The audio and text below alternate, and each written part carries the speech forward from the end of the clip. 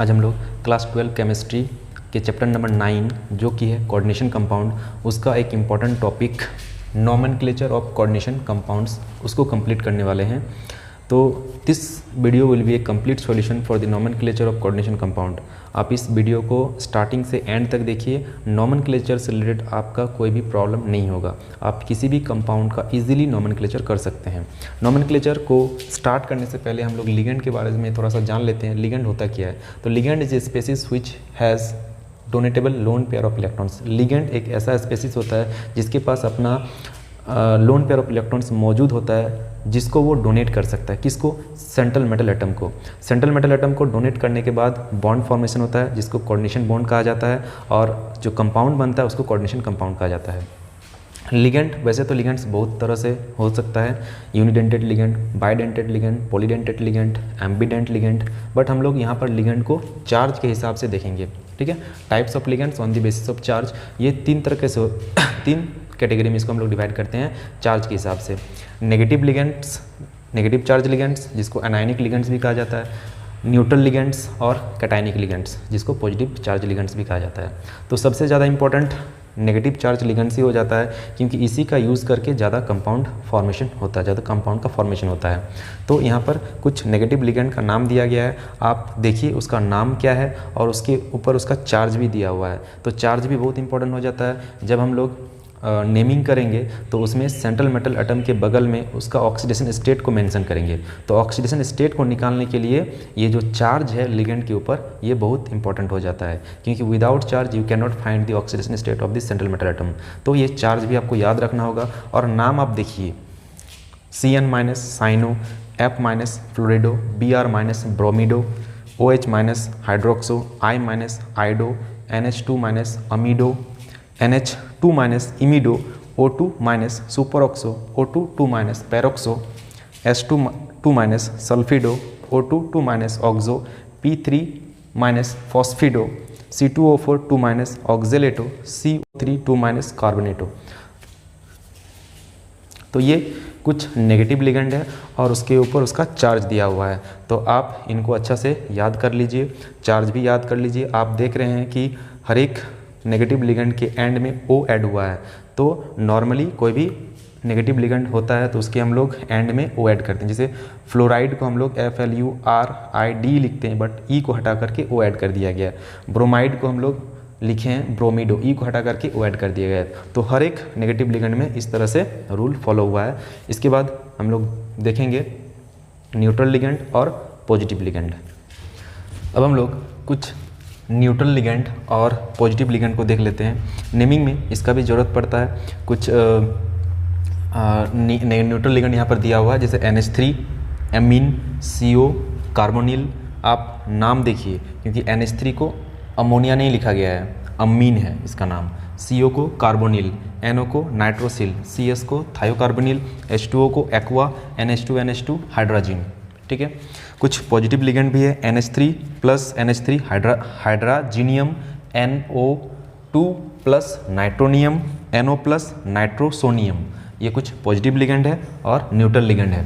तो neutral ligand का कोई चार्ज नहीं होता है, पॉजिटिव लिगेंड का चार्ज लिखा हुआ है बगल में। तो आप देख सकते हैं नेमिंग में। अब हम लोग कुछ रूल्स को अच्छे से समझ लेते हैं जो नेमिंग में यूज़ होता है। कोऑर्डिनेशन कंपाउंड का नेमिंग में ये रूल्स का बहुत यूज़ होता है, और इन्हीं रूल्स के सहारे हम लोग नेमिंग करेंगे। ठीक है, तो पहला रूल क्या कह रहा है? The cation is named first. Cation का नाम पहले लिखा जाता है। दूसरा rule, the ligands are named in alphabetical order. अगर आपके पास जो कोऑर्डिनेशन कंपाउंड है उसमें 2 से ज़्यादा लिगेंड यूज़ हुआ है तो फिर आप अल्फ़ाबेटिकली ऑर्डर के हिसाब से नेमिंग करेंगे। ठीक है, अगर आप एक मान लीजिए NH3 है और एक H2O है, तो NH3 को अमीन कहा जाता है और H2O को एक्वा। तो एक्वा बाद में आएगा, अमीन पहले आएगा। तो अमीन हम लोग पहले लिखेंगे, उसके बाद aqua. If same type of ligands is more than one, then we write for 2 by 3 tri 4 tetra and so on. अगर हमारे पास जो कोऑर्डिनेशन कंपाउंड है उसमें एक तरह का लिगेंड 2 या फिर 2 से ज़्यादा है, तो हम लोग ये टर्म यूज़ करेंगे। 2 के लिए बाई, 3 के लिए ट्राई, 4 के लिए टेट्रा, 5 के लिए पेंटा, और उसके आगे जिस तरह से हम लोग लिखते हैं लिखेंगे। फिर चौथा rule, if the names of ligands include numerical value then the terms bis tris tetrakis are used.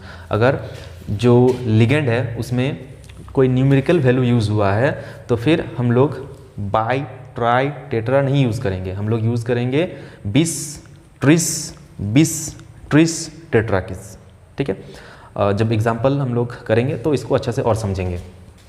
पांचवा रूल क्या कर रहा है, oxidation state of the metal in cation anion और neutral coordination entity is indicated by roman numeral in parenthesis. जो हम लोग के पास कोऑर्डिनेशन कंपाउंड रहेगा उसमें एक मेटल आयन रहेगा, तो उस मेटल आयन के सामने हम लोग उसका ऑक्सीडेशन स्टेट लिखेंगे। ठीक है, ये नेमिंग में ज़रूरी है। आप जब नेमिंग करेंगे तो जो सेंट्रल मेटल एटम होगा उसके सामने उसका ऑक्सीडेशन स्टेट को लिखा जाता है। तो जो सेंट्रल मेटल एटम होगा वो कैटायन भी हो सकता है, एनायन भी हो सकता है या फिर न्यूट्रल भी हो सकता है, बट हर एक केस में हम लोग उसके सामने उसका ऑक्सीडेशन स्टेट को मेंशन करेंगे। अब आगे छठा रूल क्या कर रहा है, if the complex ion is a cation और neutral molecule the metal is named same as the element. अगर कॉम्प्लेक्स आयन कैटायन है या फिर न्यूट्रल मॉलिक्यूल है, कॉम्प्लेक्स आयन कैटायन है या फिर न्यूट्रल मॉलिक्यूल है, तो उस केस में उसका नेम में कोई चेंजिंग नहीं होगा, उसको एज इट इज़ हम लोग रहने देंगे। इंग्लिश में जिस तरह से हम लोग उसका नेम लिखते हैं उसी तरह से लिखेंगे। ठीक है, अगर सातवां रूल देखिए, अगर कॉम्प्लेक्स आयन एक एनायन है तो उसके मेटल के एंड में AT ऐड किया जाता है, मेटल के एंड में AT ऐड किया जाता है। मतलब अगर कोबाल्ट है तो कोबाल्टेट लिखेंगे, जिंक है तो जिंकेट लिखेंगे, मतलब कोबाल्ट के एंड में AT ऐड किया गया है, जिंक के एंड में AT ऐड किया गया है। ठीक है, कुछ मेटल है जिसका हम लोग नेमिंग लैटिन लैंग्वेज के हिसाब से करते हैं, जिसे Fe ferret Cu, क्यूप्रेट Ag, argentate Au, ऑरेट। ठीक है, इसको भी याद रखना है। अगर ये कॉम्प्लेक्स आयन में एनायन की तरह रहेगा तो हम लोग इन मेटल का, इन चार मेटल का लैटिन नेम यूज़ करेंगे, और इन चार के अलावा अगर कोई मेटल रहेगा तो उसके एंड में AT ऐड करेंगे। ठीक है, और अगर कॉम्प्लेक्स आयन कैटायन हो या फिर न्यूट्रल मॉलिक्यूल हो तो उसके नेमिंग में कोई चेंजिंग नहीं करेंगे। ठीक है, इंग्लिश में जिस तरह से उसका नेमिंग किया जाता है उसी तरह से हम लोग उसके IUPAC नेम में भी वही नेम यूज़ करेंगे। तो ये कुछ रूल्स हो गया।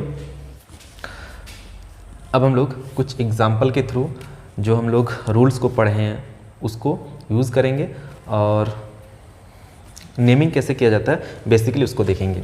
तो सबसे पहला एग्जांपल है K3CrC2O4 का होल 3। तो K3, तो ये K3 मतलब ये जो पोटेशियम है ये काउंटर आयन की तरह यूज़ हुआ है। ये देखिए कोऑर्डिनेशन बिग ब्रैकेट के बाहर में है तो ये काउंटर आयन की तरह यूज़ हुआ है। तो काउंटर आयन का नाम हम लोग एज इट इज़ लिख देते हैं। तो यहाँ पर K, इसको पोटेशियम एज इट इज़ लिख देंगे।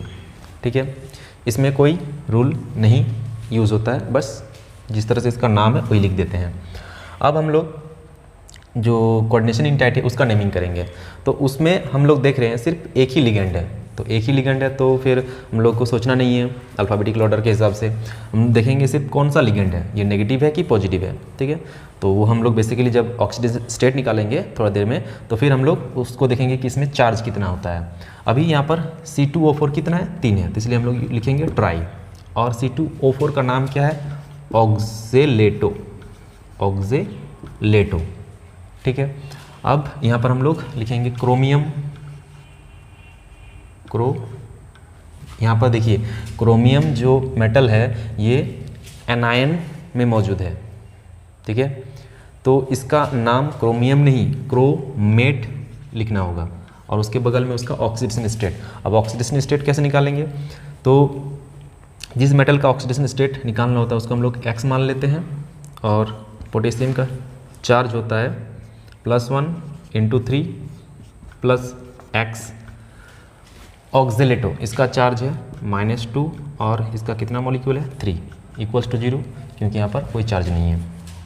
इसको जब कैलकुलेट कीजिएगा तो आप आएगा +3X - 6 = 0। तो यहाँ से आपका आ गया X = +3। तो ऑक्सीडेशन स्टेट कितना आ गया +3। तो इस कंपाउंड का नाम हो जाएगा पोटेशियम ट्राई ऑक्जेलेटो क्रोमेट 3। चलिए नेक्स्ट जो कंपाउंड है उसका नेमिंग कर लेते हैं। यहाँ पर देखिए CONH3 का होल 5 CO3Cl। यहाँ पर जो कोऑर्डिनेशन इंटाइटी है यहाँ पर आपका कैटायन की तरह यूज़ हुआ है और Cl क्लोरीन जो वो है वो एनाइन है। तो क्लोरीन को हम लोग एज इट इज़ क्लोराइड लिख देंगे और कैटायन का नेमिंग करेंगे, और कैटायन का नेमिंग हम लोग पहले करेंगे, उसके बाद क्लोराइड को लास्ट में लिखेंगे।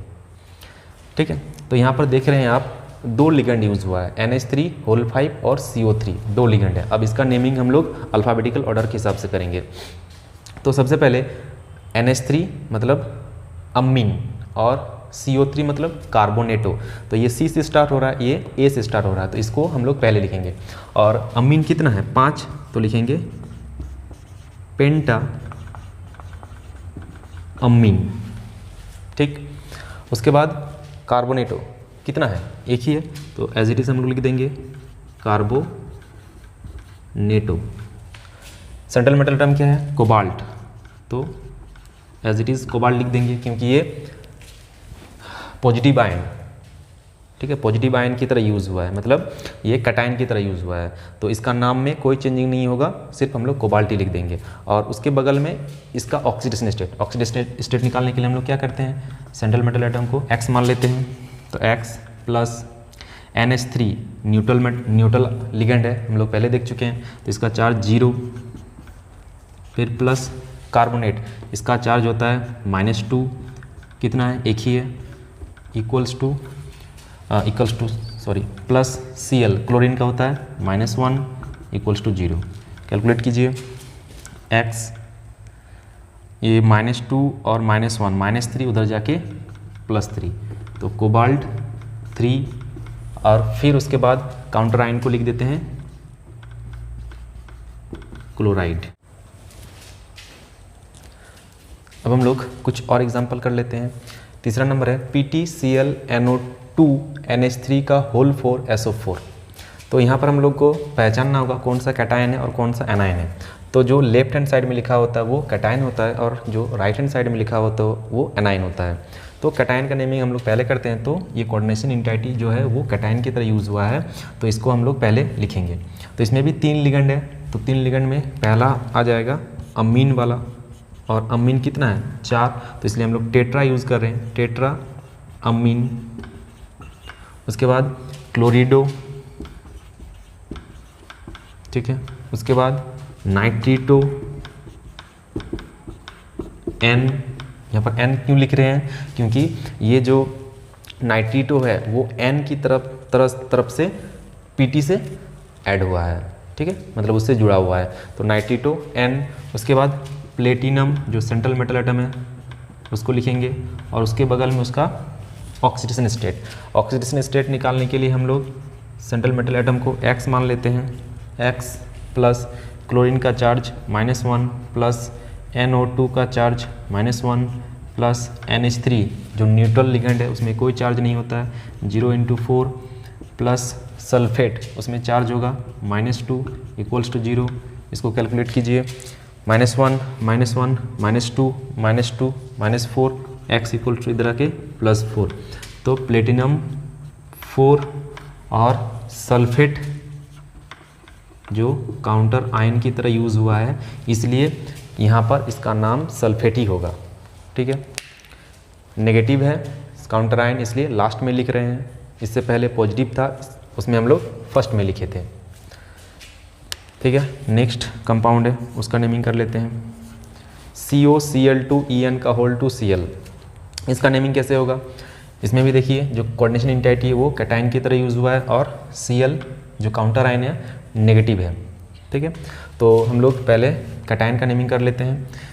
यहाँ पर दो लिगेंड है Cl और En। किसका नाम पहले होगा, ये क्लोरिडो है, ये इथेन 1,2 डाइमीन, En मतलब इथेन 1,2 डाइएमीन। तो यहाँ पर क्लोरिडो पहले आएगा, तो डाई क्लोरिडो। अब देखिए ये है इथेन 1,2 डाइमीन। अब इथेन 1,2 डाइमीन नेम में ही न्यूमेरिकल वैल्यू यूज़ हुआ है, तो हम एक रूल में लिखे थे कि अगर किसी कंपाउंड का नेम में ही न्यूमेरिकल वैल्यू यूज़ हुआ होगा तो फिर उसमें हम लोग बाई ट्राई टेट्रा यूज़ नहीं करेंगे, उसके लिए हम लोग 20 ट्रीस टेट्रा किस यूज़ करेंगे।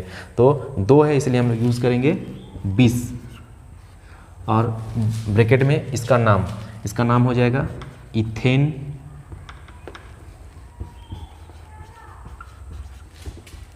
1,2-डाई अमीन।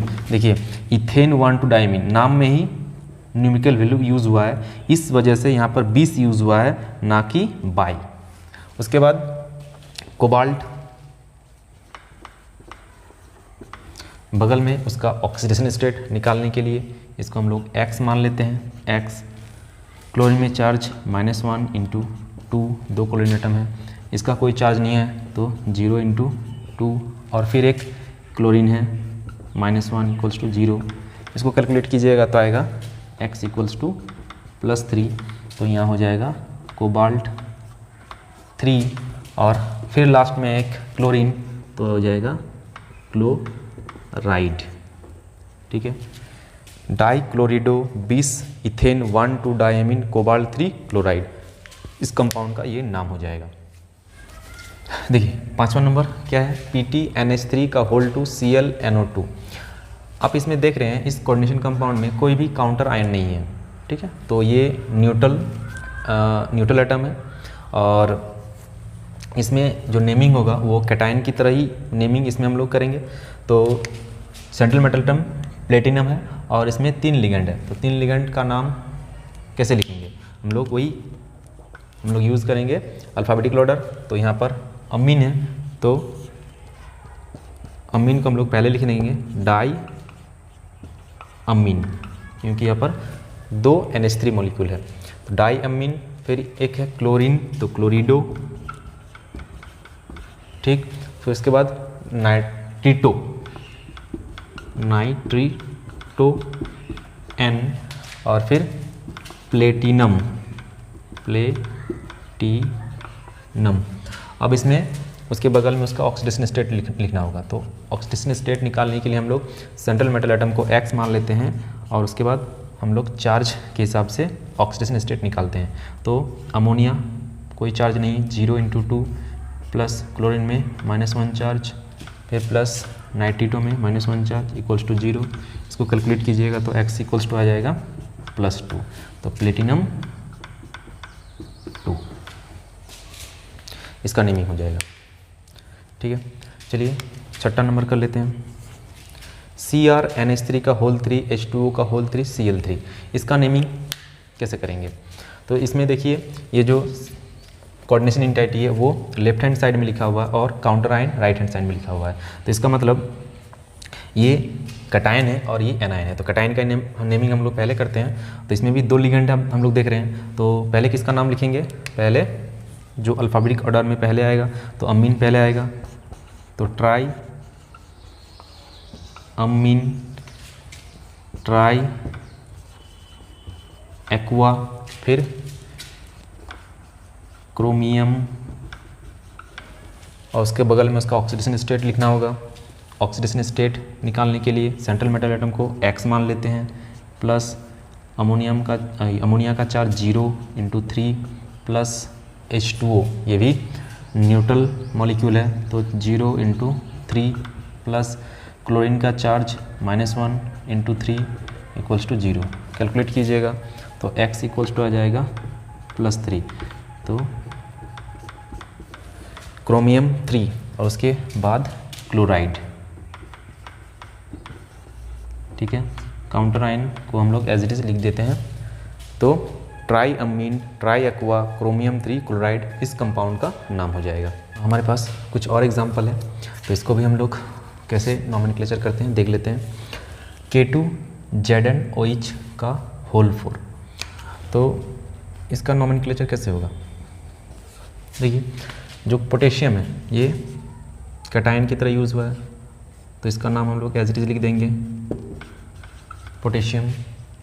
उसके बाद यहाँ पर जो सेंट्रल मेटल एटम है उसके साथ OH लिगेंड जुड़ा हुआ है, इसका नाम क्या है, हाइड्रोक्सो, और कितना है 4, तो टेट्रा हाइड्रोक्सो।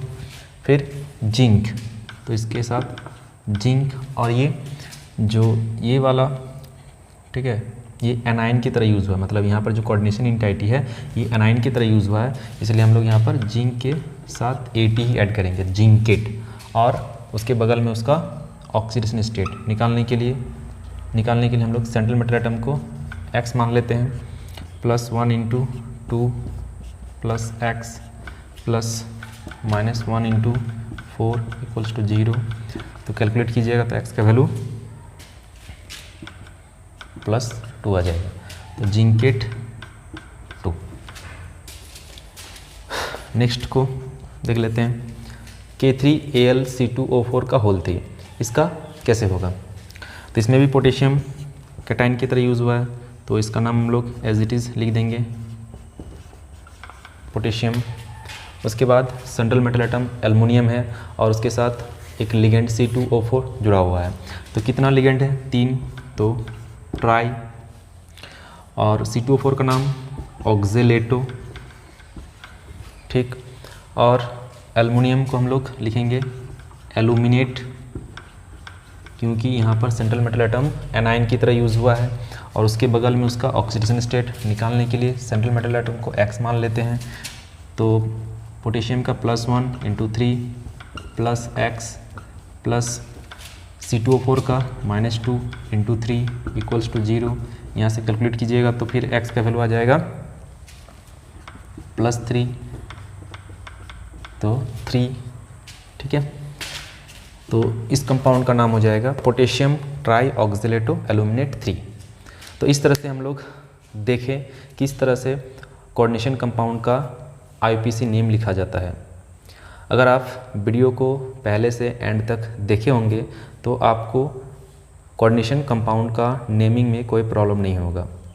आप अच्छा से समझ गए होंगे कि किस रूल को यूज़ किया जाता है और कैसे यूज़ किया जाता है। कोई भी कंपाउंड आपके पास होगा तो उसका नेमिंग आप लोग इजीली कर सकते हैं। NCERT में बहुत सारा एग्जाम्पल दिया हुआ है, आप उसको अच्छा से प्रैक्टिस कीजिए, बार बार प्रैक्टिस कीजिए, रूल्स को यूज़ कीजिए, negative ligand, positive ligand, neutral ligand को याद कर लीजिए और उसके बाद रूल के हिसाब से IUPAC नेम लिखिए। प्रैक्टिस बार बार कीजिए और देखिएगा आपका IUPAC नेम बहुत अच्छा, मतलब आप अच्छा से IUPAC नेम लिख सकते हैं। Thank you.